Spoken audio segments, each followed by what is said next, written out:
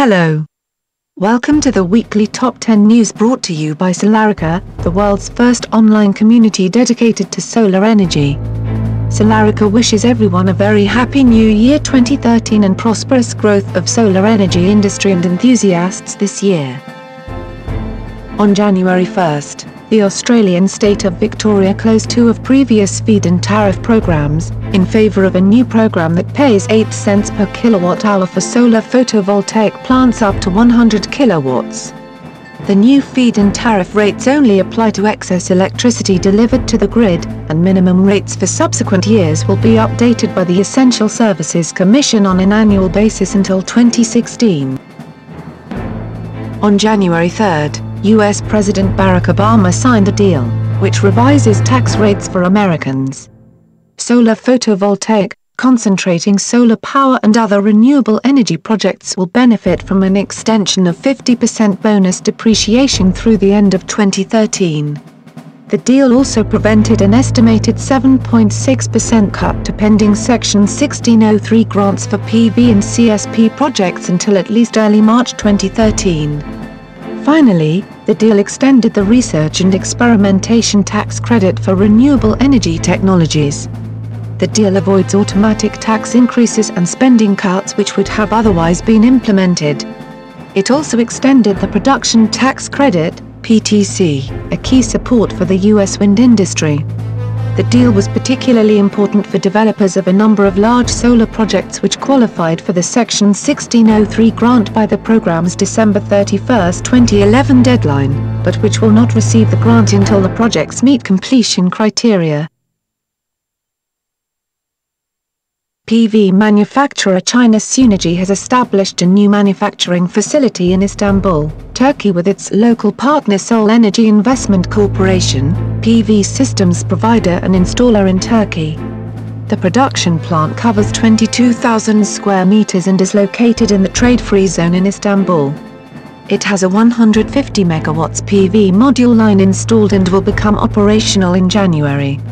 The companies are also installing a 100 megawatt solar cell line which is scheduled to begin producing solar cells in March. China Sunergy is also planning to move 200 megawatts of equipment to the Turkish plant from its facilities in Shanghai, China during the first quarter of 2013. The move is part of the company's plan to gradually ramp up production in the first half of 2013, though the plan is said to be subject to market dynamics and the Turkish plant's production progress. Module manufacturing startup, Astana Solar has started ramping its newly completed 100 megawatts nameplate assembly plant in the Republic of Kazakhstan.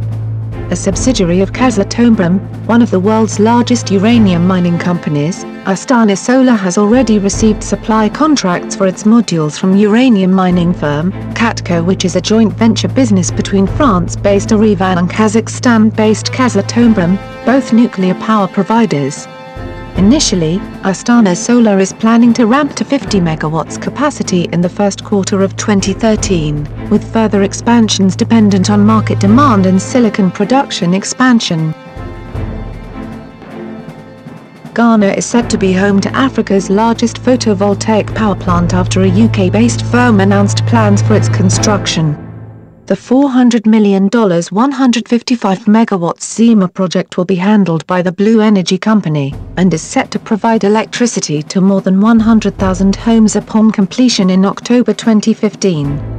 It will create 200 permanent jobs and 500 construction jobs, while boosting Ghana's electricity capacity by 6%. Construction is scheduled to begin by the end of next year. Ghana plans to increase its renewable energy capacity from its current 1% to 10% by 2020. Spanish photovoltaic developer Abango has designed and built a 10-megawatt solar thermal plant for Minera El Tesoro, part of the Antofagasta Minerals mining group. This is the first operational solar thermal plant in South America, and is located in the Antofagasta region of Chile. The installation is spread over 6 hectares of land and is made up of over 1,000 solar thermal collector modules.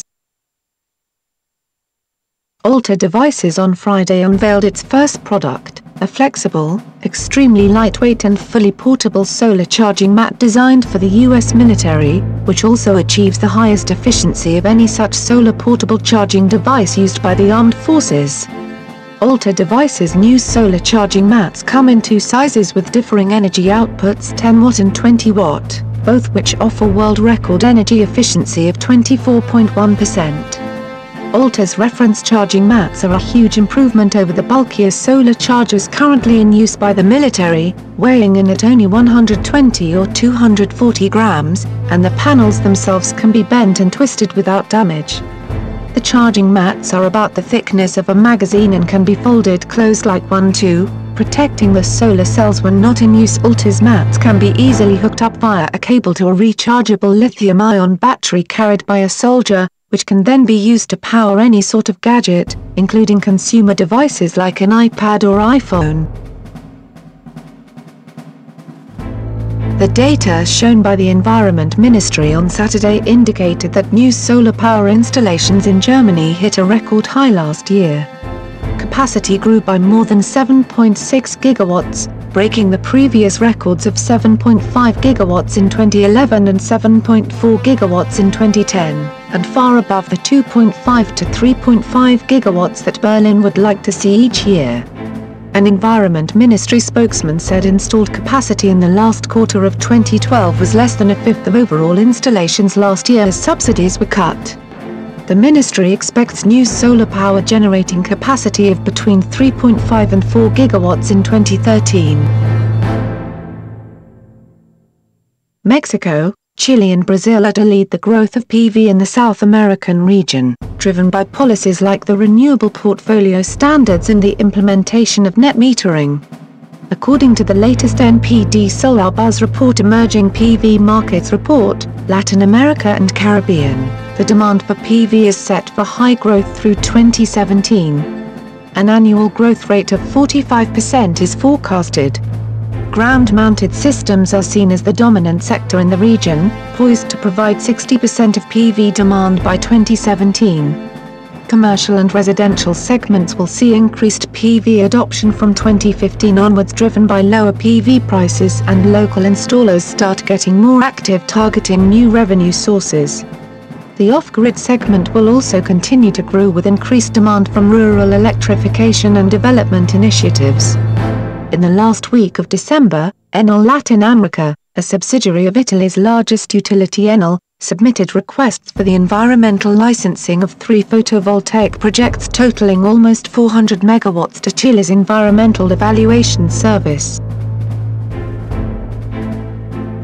SunPower has announced a deal that will see SunPower sell the Antelope Valley solar projects to Mid-American Renewables for an undisclosed amount. Located north of Los Angeles, in Southern California, the Antelope Valley has PV projects totaling some 579 megawatts that are planned to be completed by the end of 2015 and will feed electricity into the grid under long-term power purchase agreements. Mid-American Renewables has acquired or taken stakes in a series of utility-scale photovoltaic power plants in recent years, including a 49% stake in the 290 megawatts Aguacaliente power plant and the full acquisition of the 550 megawatts Topaz solar farm. This is a strong indication of Warren Buffett's interest in solar energy as a long-term investment potential.